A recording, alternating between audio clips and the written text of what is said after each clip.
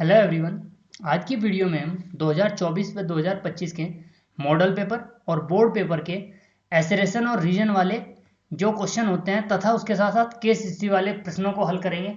इस वीडियो के अंतर्गत 2024 और 2025 के 2025 के दो मॉडल पेपर हैं, 2024 का एक बैक पेपर है, एक मॉडल पेपर है। लगभग इसमें पांच पेपरों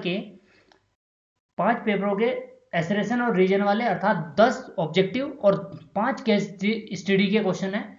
जबकि 2024 और 25 के सभी मॉडल पेपर और board paper even back board paper भी यूट्यूब पर हमारे चैनल पर अपलोड कर दिए गए हैं। उनका पूरा सोल्यूशन वहां पर है, तो आप चाहे तो यूट्यूब चैनल पर जाकर उन्हें देख सकते हैं। तो आइए शुरू करते हैं इन क्वेश्चनों को हल करना। सबसे पहले 2024 के मॉडल पेपर के क्वेश्चन होंगे, जो कि आप जानते हैं एसरेशन और रीजन वाले जो क्वेश्चन होते हैं उनमें 4 आंसर इस प्रकार से होते हैं। या तो ए और आर दोनों सत्य होंगे, आर ए की व्याख्या करता होगा। ए और आर दोनों सत्य होंगे लेकिन आर ए की व्याख्या नहीं करता होगा। ए सत्य होगा, आर असत्य, ए तथा आर दोनों असत्य। तो आपको इन्हीं से चयन करना होता है। तो ये एक ही बार है, आप इन बात को याद रखें। ए और आर है, दोनों सत्य। आर ए की व्याख्या करता है, दोनों सत्य पर व्याख्या नहीं करता। ए सत्य, आर असत्य, या फिर दोनों असत्य। हर बार यही ऑप्शन आपको मिलेंगे। तो आइए शुरू करते हैं। पहला है अभिकथन, वैद्युत क्षेत्र की दिशा सदैव समविभवी पृष्ठ के लंबवत होती है। हाँ, समविभवी पृष्ठ के वैद्युत क्षेत्र की दिशा लंबवत होती है, ये सत्य है। समविभवी पृष्ठ पर किसी बिंदु आवेश को एक स्थान से दूसरे स्थान पर ले जाने पर कार्य शून्य होता है, ये भी सत्य है, क्योंकि वहां पर विभव सभी जगह समान होता है, तो इसलिए कार्य क्या हो जाता है, शून्य हो जाता है। और ये लंबवत क्यों होती है, क्योंकि किया गया कार्य शून्य होता है। जब भी अभिकथन और कारण वाले क्वेश्चन करें तो कारण के स्थान पर आप क्योंकि लिख दो, क्योंकि, और क्योंकि लिखने के बाद यदि इसे मतलब इसकी व्याख्या कर पा रहा है, वैद्युत क्षेत्र की दिशा सदैव समविभवी पृष्ठ के लंबवत होती है, क्योंकि समविभवी पृष्ठ पर किसी बिंदु पर आवेश को एक स्थान से दूसरे स्थान तक ले जाने में किया गया कार्य शून्य होता है। बिल्कुल सत्य है, इसी कारण से वो लंबवत होते हैं, तो ये इसकी व्याख्या करता है। तो इसका ऑप्शन ए सही होगा। और मैं लिखूंगा, अब जितने भी आंसर मैं लिखूंगा, ए ट्रू है, बी सॉरी आर वो भी ट्रू है, और व्याख्या आर ए की व्याख्या करता है, व्याख्या होती है। तो ये आप समझ लेंगे कि ये उसका ऑप्शन ए सही है। तो नेक्स्ट क्वेश्चन है, जब श्वेत प्रकाश कांच के प्रिज्म से होकर गुजरता है तो अपने अवयवी रंगों में विभाजित होता है, ये भी ट्रू है। प्रकाश की आवृत्ति एक माध्यम से दूसरे माध्यम में जाने में परिवर्तित होती है, नहीं। माध्यम की आवृत्ति प्रकाश की आवृत्ति एक माध्यम से दूसरे माध्यम पर जाने पर परिवर्तित नहीं होती, तो इसके लिए ये क्या है, फॉल्स है। तो इसलिए ए ट्रू है और आर आपका फॉल्स है। तो ऑप्शन क्या होगा आपका, सी ऑप्शन होगा। ऑप्शन क्या होगा, सी, और इसमें क्या होगा, ऑप्शन ए। नेक्स्ट क्वेश्चन की ओर चलते हैं। इसी पेपर का यहां पर केएसडी वाला क्वेश्चन होगा। अब अगला,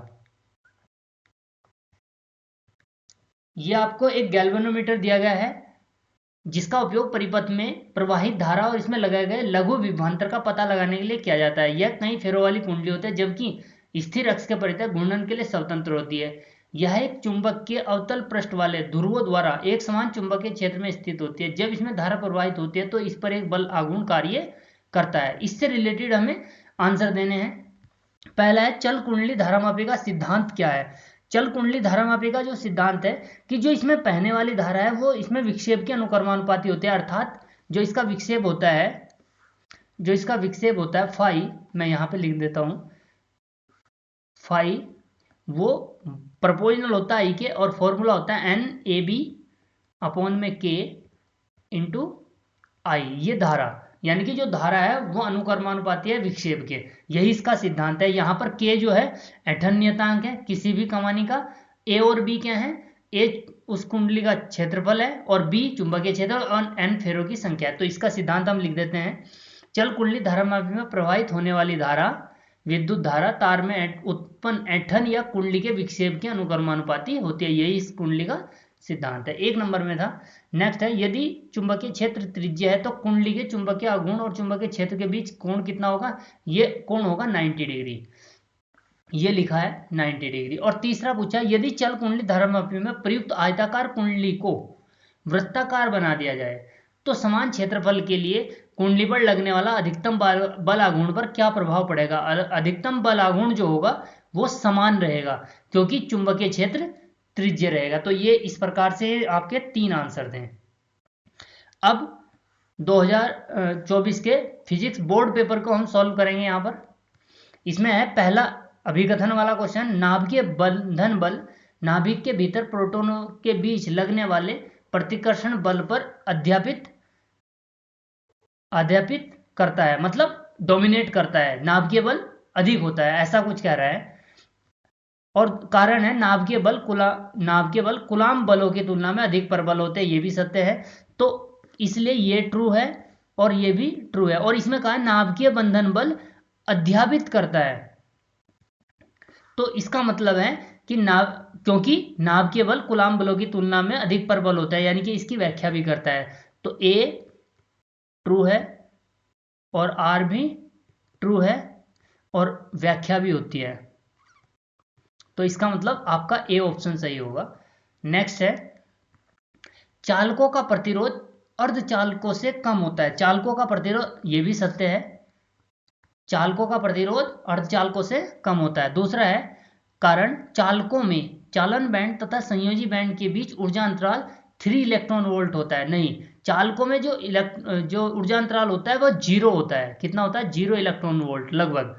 तो 0 इलेक्ट्रॉन वोल्ट, तो इसका मतलब ये फॉल्स है। तो आप यहां पर लिखेंगे ए ट्रू होगा और आर आपका फॉल्स होगा। तो यानी कि ये ऑप्शन क्या होगा? ऑप्शन सी सही होगा आपका, जो कि स्टार्टिंग में आपको दिखाए गए थे। नेक्स्ट क्वेश्चन की ओर चलते हैं। ये इसी पेपर की केस स्टडी होगी यहां पर। नेक्स्ट है, निम्नलिखित अनुच्छेद को ध्यानपूर्वक पढ़िए और नीचे दिए गए प्रश्नों के उत्तर दीजिए। एम्पियर का परिपथीय नियम बायो-सेवर्ट के नियम से भिन्न नहीं है। दोनों ही नियम विद्युत धारा और चुंबकीय क्षेत्र के में संबंध व्यक्त करते हैं। दोनों ही स्थायी विद्युत धारा के समान भौतिक परिणामों को व्यक्त करते हैं। जो कि संबंध एम्पियर के नियम तथा बायो-सेवर्ट के नियम के बीच है, ठीक वही संबंध गाउस और कूलाम के नियम के बीच है। इस बात को ध्यान दें, जो संबंध एम्पियर के नियम और बायो-सेवर्ट के नियम में, ठीक वही संबंध गाउस के नियम और कूलाम के नियम के बीच है। एम्पियर का नियम, गाउस के नियम दोनों ही परिरेखा तथा परिपृष्ठ पर किसी भौतिक राशि, चुंबकीय और तथा विद्युत का संबंध है। किसी अन्य भौतिक राशि जैसे अंतः क्षेत्र में उपस्थित स्रोत, विद्युत धारा और आवेश के बीच संबंध को व्यक्त करते हैं। पहला तो पूछा एम्पियर का नियम क्या है। एम्पियर का नियम आप जानते हैं, जो होता है चुंबकीय क्षेत्र का रेखीय समाकलन, यहाँ पे आया है अभी B डॉट dl, और उससे परिबद्ध कुल आवेश, कुल धारा का म्यू नोड गुना होता है। तो यही आपको 1 नंबर में यहाँ पे लिखना था। किसी बंद परिपथ में सीमा के अनुदिश चुंबकीय क्षेत्र B का रेखीय समाकलन उस पथ द्वारा घिरी कुल धारा का म्यू नोड गुना होता है, यानी कि B डॉट dl बराबर म्यू नोड I। और विद्युत चुंबक में एम्पियर का नियम परिपथीय नियम के, विद्युत में गॉस के नियम के सदृश है, यानी कि गॉस के नियम के जैसे है। दूसरा क्वेश्चन दिया हुआ है, वो है एम्पियर का परिपथीय नियम, बायो-सेवर्ट का नियम, दोनों का उपयोग किसी विद्युत धारावाही चालक के कारण चुंबकीय क्षेत्र ज्ञात करने के लिए क्या है। दोनों नियमों में मुख्य अंतर क्या है? मतलब वो बायो-सेवर्ट के नियम द्वारा भी चुंबकीय क्षेत्र निकाला जाता है और एम्पियर के नियम, लेकिन दोनों में नियम क्या है, अंतर क्या है? सॉरी, बायो-सेवर्ट का नियम किसी धारावाही चालक के कारण चुंबकीय क्षेत्र ज्ञात करने के लिए काम आता है, जबकि एम्पियर का परिपथीय नियम बंद पृष्ठ द्वारा घिरी कुल धारा पर विचार करता है। यह ध्यान देने वाली बात है। यह किसी धारावाही चालक के कारण चुंबकीय क्षेत्र ज्ञात करने में, और यह किसी बंद पृष्ठ द्वारा कुल धारा पर विचार करता है। नेक्स्ट है, इसी का तीसरा क्वेश्चन होगा जो 2 नंबर में होगा। एक लंबे सीधे वृत्ताकार अनुप्रस्थ काट ए त्रिज्या के विद्युत धारावाही तार में स्थायी विद्युत धारा I प्रवाहित होती है। स्थायी विद्युत धारा अनुप्रस्थ काट पर एक समान रूप से वितरित है। तार के अनुप्रस्थ काट के केंद्र से r दूरी पर स्थित बिंदु P पर चुंबकीय क्षेत्र का मान ज्ञात कीजिए, जहां r a से ज्यादा है। मतलब कहने का यह है, ये एक तार है और इसकी त्रिज्या जो दी हुई है वो a दी हुई है यहां पर, यानी कि यहां पर इसकी त्रिज्या कितनी दी है a, और इसमें कितनी धारा प्रवाहित हो रही है I। उसने कहा कि r दूरी पर कहीं बाहर आर दूरी पर कहीं बाहर, यानी कि चूंकि आर ग्रेटर देन है तब के केस में आपको बताना है, यानी कि यहां पर मान लेते हैं हम इस पॉइंट पर। तो ये जो डिस्टेंस दी हुई है ये आपको दी हुई है आर, और ये दी हुई है ए। अभी इस पॉइंट पर ज्ञात कर रहे हैं, तो इस पॉइंट पर ज्ञात करने के लिए पी पर चुंबकीय क्षेत्र का मान बताना है। इस पी पर, अगर इस पी पर फाइंड करना है, तो अगर आप देखें कि इस परिपथ में जो बहने वाली धारा है वो कितनी आई, और इस चूंकि ये इसी के अंदर है तो इस पी के अंदर कितनी धारा होगी कुल, वो भी आई होगी। तब हम गॉस के नियम से लिखें, एम्पियर के नियम से लिखेंगे। एम्पियर के नियम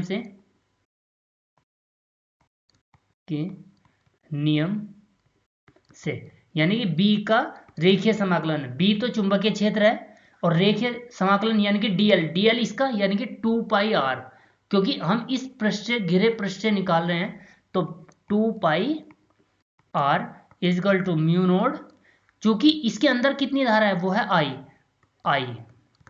तो यहां पर बी अगर हम फाइंड करते हैं तो बी आ जाएगा आपका म्यू नोड अपॉन में 2 पाई आई अपॉन आर, या यूं कहें बी प्रपोजनल होगा 1 अपॉन आर के, जब आपका आर जो है ए से बड़ा है।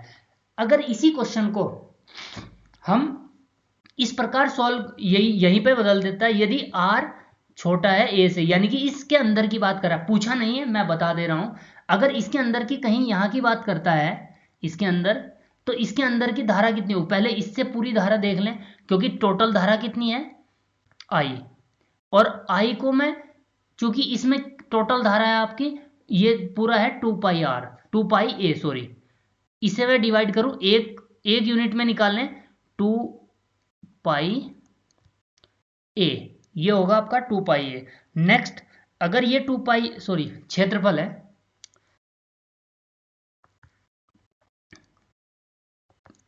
पाई ए स्क्वायर से, और हमें निकालने केवल इतने एरिया से, तो इतने एरिया की यानी कि ये डिस्टेंस अगर हम आर मान के चले, क्योंकि हम सेकंड केस कर रहे हैं, तो इसमें हो जाएगा पाई आर स्क्वायर, तो पाई से पाई कैंसिल, यानी कि जो अंदर वाले क्षेत्रफल से बह रही है धारा उसका नाम क्या लिख देते हैं हम, I1 लिख लेते हैं। तो I1 कितनी हो जाएगी आपकी, वो हो जाएगी पाई से पाई कैंसिल आई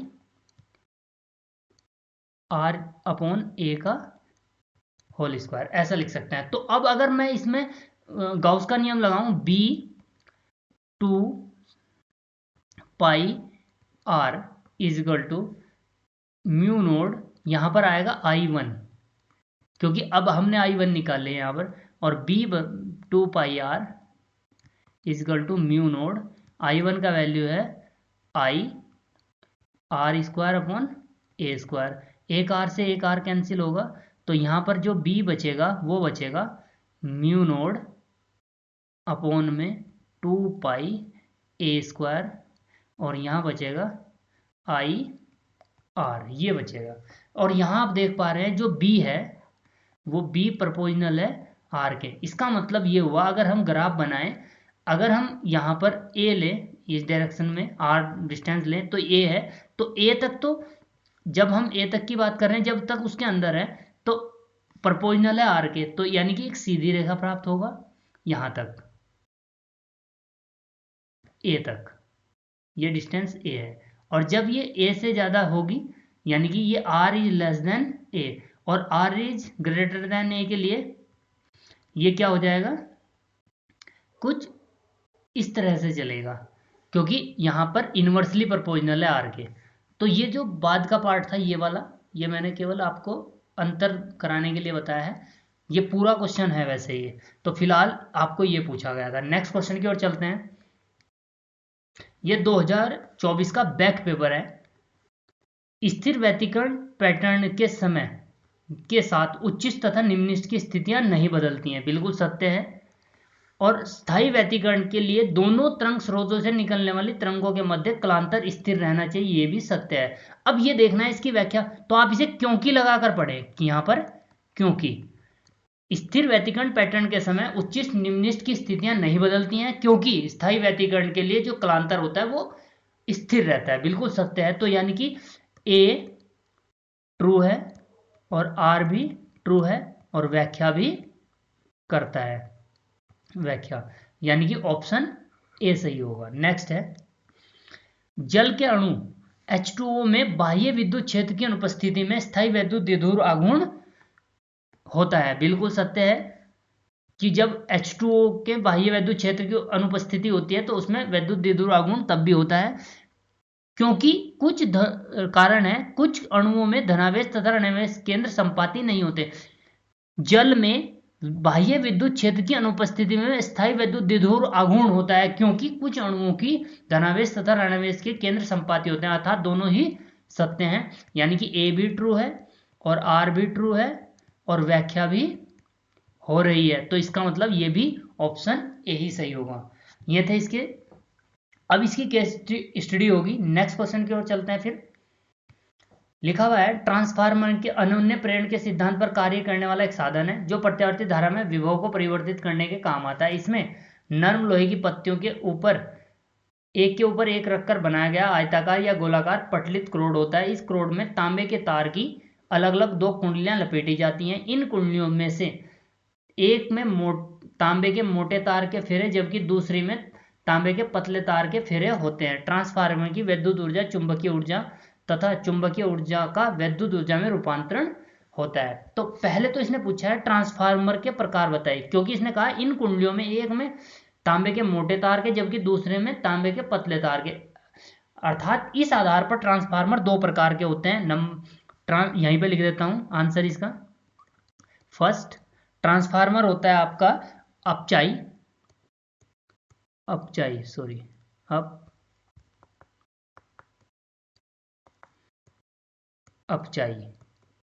और दूसरा होता है उच्चाई। देखो अपचाई जो ट्रांसफार्मर होता है उसमें NS जो होते हैं नंबर ऑफ टर्न्स, यानी कि सेकेंडरी कॉइल में जो फेरे होते हैं वो कम होते हैं प्राइमरी कॉइल से। और इसमें क्या होता है, वोल्टेज VS जो होता है वो कम होता है VP से, और इसमें करंट जो होता है IS ज़्यादा हो जाता है IP से, यानी कि इसमें धारा बढ़ जाती है, विभव कम हो जाता है। और इसमें जबकि उल्टा होता है, NS ज़्यादा होता है NP से, VS ज़्यादा होता है VP से, और इसमें धारा जो होती है वो कम होती है सेकेंडरी कॉइल से, प्राइमरी कॉइल से। तो ये इस प्रकार से दो प्रकार के ट्रांसफार्मर होते हैं। ट्रांसफार्मर की लौह क्रोड पटलित क्यों बनाई जाती है?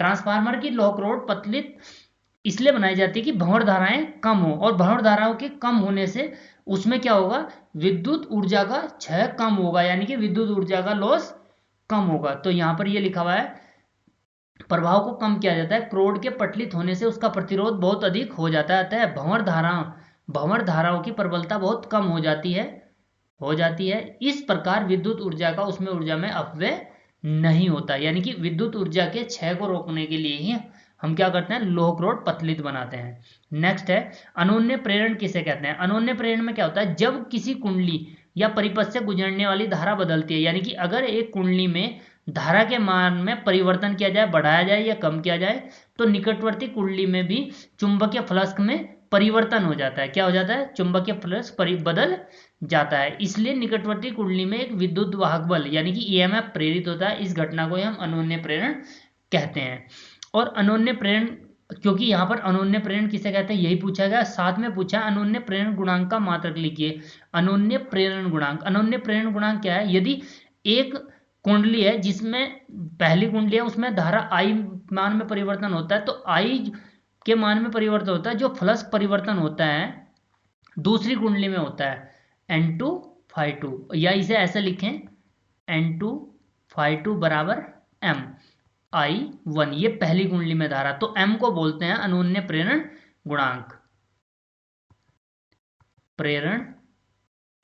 गुणांक। और M का जो मात्रक होता है वो होता है हेनरी। ये आपसे पूछा गया है, M का मात्रक हेनरी है। तो ये इस प्रकार से कंप्लीट क्वेश्चन है। 4 नंबर का क्वेश्चन होता है, 1, 1 और 2 का। नेक्स्ट है फिजिक्स मॉडल पेपर फर्स्ट 2025, क्योंकि 2025 में 2 मॉडल पेपर दिए गए हैं उत्तराखंड बोर्ड द्वारा, जिनमें से फर्स्ट है 2025 का। नेक्स्ट इसका क्वेश्चन है प्रकाश विद्युत प्रभाव में उत्सर्जित फोटो इलेक्ट्रॉनों की गतिज ऊर्जा में वृद्धि आपतित प्रकाश की आवृत्ति में वृद्धि के साथ होती है। बिल्कुल सही है, क्योंकि जो गतिज ऊर्जा होती है उसकी के वो आवृत्ति के अनुक्रमानुपाती है, यानी कि के बढ़ जाएगा यदि आवृत्ति भी बढ़ती है। तो ये तो सत्य है आपका, ट्रू। आइंस्टीन के समीकरण से भी हम समझ सकते हैं। और जो 5 नियम आपको बताए गए हैं प्रकाश विद्युत प्रभाव के, उनमें भी ये डायरेक्ट लिखा हुआ होता है। इसके बाद दूसरा जो दिया गया है, प्रकाश विद्युत धारा आपतित प्रकाश की तीव्रता पर निर्भर करती है, ये भी सत्य है। लेकिन जो गतिज ऊर्जा होती है इलेक्ट्रॉनों की वो तीव्रता पर निर्भर नहीं करती। तो इसका मतलब है आर ए की व्याख्या नहीं कर रहा है। तो इसका ऑप्शन जो होगा, मतलब दोनों सत्य होंगे, ए भी सत्य है आर भी सत्य है, और व्याख्या नहीं होती। अर्थात इसका ऑप्शन कौन सा सही होगा, सेकंड वाला, यानी कि बी ऑप्शन सही होगा। ए और आर दोनों सत्य हैं पर व्याख्या आर ए की व्याख्या नहीं करता। इसे मैं यहां पर दोबारा से लिख देता हूं, बी ऑप्शन सही होगा। नेक्स्ट है, सिलिकॉन का व्यापक रूप में अर्धचालक उपकरणों में उपयोग किया जाता है। मतलब जो सिलिकॉन होता है उसका जर्मेनियम से ज्यादा अर्धचालक उपकरणों में उपयोग किया जाता है। बिल्कुल सत्य है, यह आपका ट्रू है। और सिलिकॉन में लगभग 1.1 इलेक्ट्रॉन वोल्ट का बैंड गैप होता है, जो इसे अच्छा अर्धचालक पदार्थ बनाता है। इसका उपयोग अधिक क्यों होता है, क्योंकि कारण की जगह क्योंकि लिखेंगे, क्योंकि सिलिकॉन में लगभग 1.1 इलेक्ट्रॉन वोल्ट का बैंड गैप होता है, इसलिए इसे अच्छा अर्धचालक पदार्थ बनाता है। यानी कि ये भी सत्य है और व्याख्या भी कर रही है। तो ए भी सत्य है, आर भी सत्य है, और व्याख्या भी होती है। इसका मतलब है ऑप्शन ए सही है। इसकी केस स्टडी की ओर चलते हैं। गीता अपने पसंदीदा टीवी कार्यक्रम देख रही थी। अचानक टीवी स्क्रीन पर तस्वीर हिलने लगी। उसने अपने बड़े भाई से डिश एंटीना चेक करने को कहा। उसके भाई को एंटीना में कुछ भी गलत नहीं लगा। थोड़ी देर बाद गीता को टीवी स्क्रीन पर फिर से समस्या नजर आई। उसी समय उसने उनके घर के ऊपर से नीचे उड़ रहे एक विमान के गुजरने की आवाज सुनी। अपने भाई से दोबारा पूछा। उसके भाई जो भौतिकी के छात्र थे ने टीवी स्क्रीन पर विमान के सिरे से ऊपर से गुजरने पर तस्वीर हिलने का कारण बताया। क्या है, अब ये 3 क्वेश्चन इसमें दिए हुए गए होंगे। ये स्थिति थी आपके पास एक, और इसी के आधार पर आपको इनके आंसर देने हैं। जब कोई निम्न ऊंचाई पर उड़ने वाला विमान ऊपर से गुजरता है तो चित्र क्यों हिलने लगते हैं। तो उसका कारण यह है कि जब कोई कम ऊंचाई पर उड़ने वाला विमान हमारे ऊपर से गुजरता है तो विमान में रेडियो तरंगे के परावर्तन के कारण हमें कमजोर टीवी सिग्नल भी मिलता है। यह कमजोर टीवी सिग्नल एंटीना के माध्यम से आने वाले सामान्य टीवी सिग्नल में बाधा डालता है। इसके परिणाम स्वरूप हमारी टीवी स्क्रीन के थोड़े चित्र हिल जाते हैं। दूसरा, तरंगों का अध्यारोपण क्या है। तरंगों का अध्यारोपण है जब दो या दो से अधिक तरंगे आकाश में यानी कि स्पेस में एक ही समय किसी स्थान से गुजरते हैं तो उस स्थान पर स्थित किसी भी कण का परिणामी विस्थापन तरंगों के विस्थापनों के बीजगणितीय योग के बराबर होता है। अर्थात अगर परिणामी तरंग का विस्थापन y है और सब अन्य तरंगों का विस्थापन y1, y2, y3 है, तो इन सब के बीजगणितीय योग के बराबर होता है परिणामी तरंग का विस्थापन yn। तो ये है आपका अध्यारोपण का सिद्धांत। नेक्स्ट है, जब समान आयाम की 2 तरंगे समान कला में अध्यारोपित होती हैं। समान आयाम की 2 तरंगे समान कला में अध्यारोपित होते हैं तो परिणामी तरंग की तीव्रता अध्यारोपण से पूर्व की तीव्रता से कितना गुनी हो जाएगी। तो इसे नेक्स्ट पेपर पे करते हैं। क्योंकि हम जानते हैं कि जो आयाम होता है, आयाम और तीव्रता एक दूसरे के वर्ग, जो तीव्रता होती है आयाम के वर्ग के अनुक्रमानुपाती होती है। तो हम अगर इस बात को देखें, उसने कहा है कि आयाम है वो समान है, यानी कि उनकी तीव्रताएं भी समान होंगी। उसे हम आई नोट लिख लेते हैं। और उनके बीच कलांतर जो दिया हुआ है फाई, वो दिया हुआ है 0। समान कला में है तो उसके लिए एक फॉर्मूला हमने पढ़ा है परिणामी तीव्रता का, I1 I2 plus 2 under root I1 I2 cos phi, दोनों ही आई नोड है, प्रारंभिक है ये आई नोड, तो I बराबर I nought plus 2 under root I nought का स्क्वायर लिख सकता हूं क्योंकि दोनों ही सेम है, और cos 0, तो अभी I equal to 2i naught और प्लस 2i नोड, और cos 0 का वैल्यू 1, यानी कि I equal to 4i node, यानी कि उसने पूछा है तीव्रता कितना गुना हो जाती है, तो आप लिखोगे 4 गुनी हो जाती है, यही आपसे पूछा गया था। नेक्स्ट क्वेश्चन की ओर चलते हैं। यह है 2025 का सेकंड पेपर और अंतिम है, यानी कि इस प्रकार से हमने इस पेपर में 5 पेपर को सॉल्व किया है, जिसके एसेरेशन और 5 केस जी को सॉल्व किया है। तो चलते हैं लास्ट। क्यूरी ताप के ऊपर लौह चुंबकीय पदार्थ अनुचुंबकीय हो जाता है, बिल्कुल सत्य है, ट्रू है। उच्च ताप पर डोमेन नष्ट हो जाते हैं, ये भी सत्य है। अब इसके हम क्योंकि लिख के देखें, क्यूरी ताप से ऊपर लौह चुंबकीय पदार्थ अनुचुंबकीय हो जाता है क्योंकि उसके डोमेन नष्ट हो जाते हैं उच्च ताप पर, तो ये भी इसकी व्याख्या करता है। तो इसका मतलब है ए भी सत्य है, आर भी सत्य है, और व्याख्या भी हो रही है, तो इसका मतलब ऑप्शन ए सही है। नेक्स्ट है, विद्युत चुंबकीय तरंगों की प्रकृति अनुप्रस्थ होती है, ये सत्य है। ये तरंग सीधी रेखा में संचरित होते हैं, ये फॉल्स है, आपका असत्य है। तो इसलिए इसका ऑप्शन जो होगा, ऑप्शन सी सही होगा, यानी कि ए सत्य और आर असत्य है। नेक्स्ट है इसकी केस स्टडी में दिया है, इस पैराग्राफ को आप ध्यान से पढ़ें, क्वेश्चनों में अगर इनकी जरूरत होगी कहीं की मैं बताऊंगा, तो आप इसे पढ़ सकते हैं, और इसमें केवल किरचॉफ का पहला नियम और दूसरे नियम को लिखा गया है, और ये चित्र बनाया गया है इसमें। तो पहला जो क्वेश्चन पूछ रहा है वो किरचॉफ का प्रथम नियम व्यक्त करता है। किरचॉफ का नियम समेशन I इक्वल टू 0 है, यानी कि ये आवेश संरक्षण के सिद्धांत पर आधारित है। और जो दूसरा नियम होता है वो किस पर होता है, ऊर्जा संरक्षण पर, ये सेकंड की बात कर रहा हूं मैं, और इस किरचॉफ का प्रथम नियम व्यक्त करता है आवेश संरक्षण को। दूसरा क्वेश्चन जो दिया हुआ है इसका, धारा I का मान ज्ञात करना है। हम जानते हैं कि किसी भी संधि पर मिलने वाली धाराओं का बीजगणितीय योग शून्य होता है, यानी कि अगर मैं यहां पर I1 का नाम दे दूं, यहां पर I2 का नाम दे दूं, और यहां पर I है ये, यहां भी I ही होगा और यहां भी I होगा, तो हमें ये धारा निकालनी है। तो I1 लिखूं अगर, तो चूंकि ये दोनों धाराएं आ रही हैं इसके पास, तो प्रथम नियम से I जो होगा 2 + 2 यानी कि 4 एम्पियर। अभी हम इस बात कर रहे हैं ए पॉइंट पर, अगर बी पॉइंट पर बात करें, ए पर, बी पर बात करें, आप देख पा रहे हैं इधर से I1 आ रहा है, संधि का नियम लगाएं I1, और दो दूर दूर जा रही हैं धाराएं, आने वाली धाराओं का योग बराबर दूर जाने वाली धाराओं का योग, यानी कि 1 + I2, और I1 दिया हुआ है 4 बराबर 1 + I2, तो I2 यहां से आ जाएगा आपका 3 एम्पियर। तो I2 आपका आया यहाँ पर 3 एम्पियर। अब I निकालना है, तो यहाँ पर इस पॉइंट को C मान लें, C पर I2 बराबर 1.3 + I, यानी कि ये I आपको फाइंड करना था, I2 था आपका 3 इजकल टू 1.3 एम्पियर में है I, और I इजकल टू हो जाएगा 3 - 1.3, यानी कि 7 to 1.7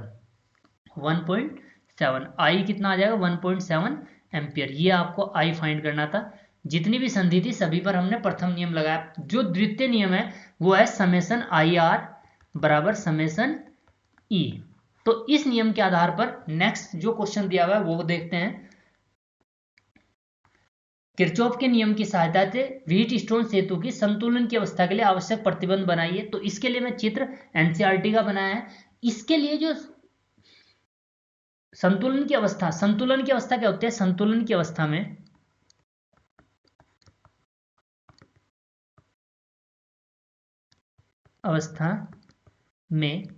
जो IG होता है वो क्या होता है 0। अगर IG 0 है तो यहां पर जो होगा I2 बराबर होगा I4 के, और I1 और I3 सेम होगी क्योंकि यहाँ कोई धारा नहीं है, I1 इजकल टू होगा I3 के। इससे मान लेते हैं समीकरण नंबर 1।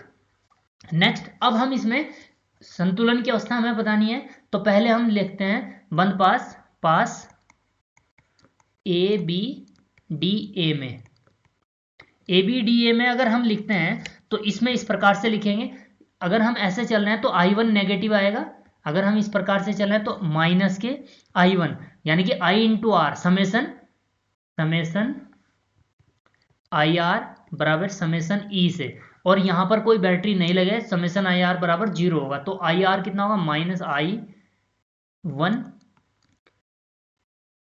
यहां मैंने स्मॉल में लिख दिए हैं ये, तो इन्हें मैं चेंज कर देता हूं जरा, ये हो जाएगा I2 बराबर I4 और I1 बराबर I3। तो I1 इंटू R1 प्लस यहाँ पर IG 0 है, क्योंकि IG जो है वो 0 है, तो इसलिए ये 0 हो जाएगा, और ये प्लस का आएगा क्योंकि हम ऐसे चल रहे थे, ये नेगेटिव लिया तो ये पॉजिटिव हो जाएगा, plus I2 into R2 is equal to 0, और यहाँ से अगर मैं I1 लिख लूँ तो ये हो जाएगा मेरा, या I2 बराबर I2 R2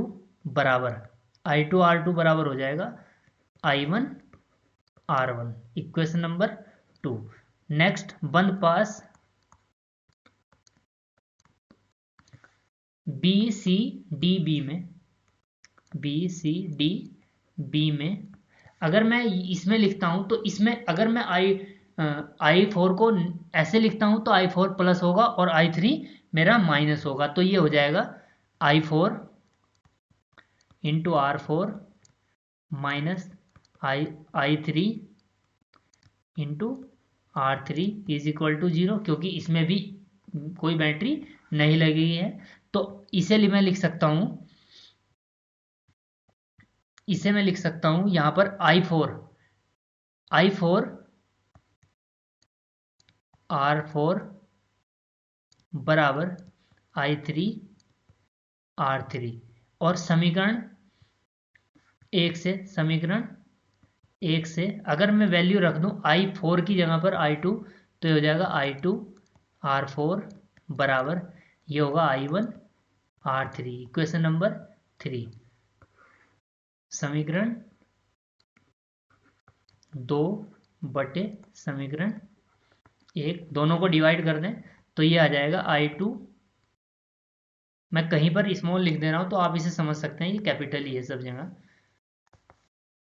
I2 R2 बटे I2 R4 बराबर I1 R1 upon I1 R3, तो ये कैंसिल आउट होंगे, तो R2 अपॉन R4 बराबर R1 अपॉन R3, या आप R1 अपॉन R2 भी लिख सकते हैं, क्योंकि संलग्न भुजाएं लिखनी होती हैं, R2 इंटू R2 बटे R4 और R1 बटे R3, यही आपके संलग्न भुजाओं का अनुपात बराबर होता है किसी स्थिति में, जब संतुलन की अवस्था हो, यही आपको प्राप्त करना था।